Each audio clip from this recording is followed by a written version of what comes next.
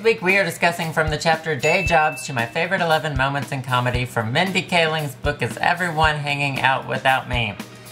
And hold on to your horses, kiddos, because I've got a lot to say. As the book goes on, it seems like the stories are becoming more and more developed, which I think, in my opinion, makes them more interesting and also makes them funnier. And I especially like how Mindy Kaling writes about struggling to fit into different life situations, because it's really boring to read about people who automatically fit into a variety of situations. And also it makes it more relatable. I made a note that I especially liked when she was talking about guest writing on SNL and how she would just sit at the table and just smile awkwardly at everyone, because that's how many of my own personal social situations end up being.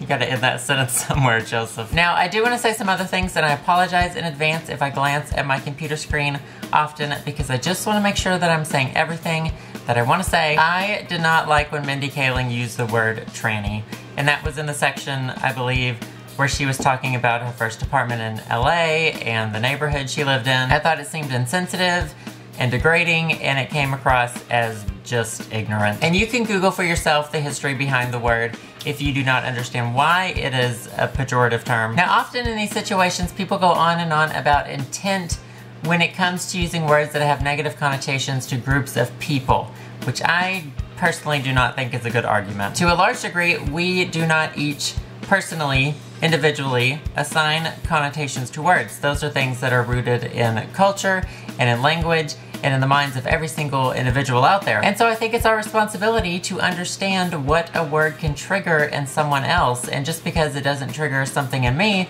doesn't mean it's not going to trigger harm in someone else's mind. And this was an instance where I do not think that Mindy Kaling understood the meaning of the word to many people. But I also don't think that that's an excuse, and I think if she didn't understand it, she should have researched it, or it's something that an editor should have caught. And I also totally understand that this is a humor book, and I'm usually the last person on earth to take something seriously. I'm wearing a Furby shirt this week. It's from a children's website. But I also don't think that comedy can be used as a guise for being ignorant or for saying something that is harmful. And that's also something that I have had to reckon with myself over the years. I'm sure I have said things in videos trying to be funny, and I'm not anywhere near Mindy Kaling's level, so I totally understand that it can be a learning experience. And I also think part of the reason why this drew the line for me is because it sort of perpetuated that it was an okay thing to say, and I don't believe that it is. Not to mention, it really just throws you off when you're reading along and you're laughing and you see something like this, and it can completely change your tone towards the author or towards the book or the section. And then in the very next section, Mindy Kaling wrote, "A giant billboard for a gay sex chat line was 20 feet from my apartment door. You have to understand, this was before I became the international and fabulous gay icon that I am today, so it made me uncomfortable." Now, I totally understand that she's joking about being a gay icon, but this section sort of implies that because gay people did not look up to her, she did not approve of them.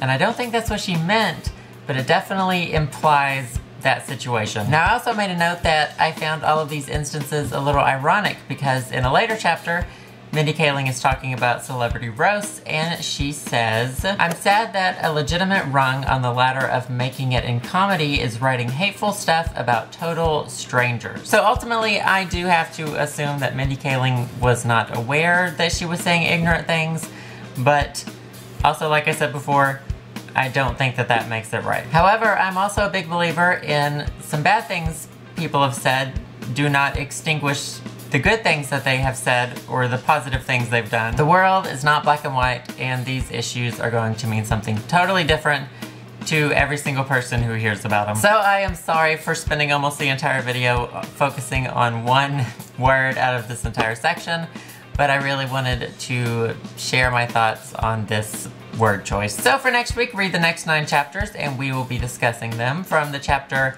How I Write to the chapter Jewish Guys, which I'm sure we will also have things to talk about there. This week, I would like to know what parts you have found funny so far. And also, I would like to know your thoughts on the word choices that I discussed today, and whether or not you think that these are things that should be excused by humor. And as usual, I will be reading and replying and screen capping for the final review video, so read up, and I will see you guys Wednesday.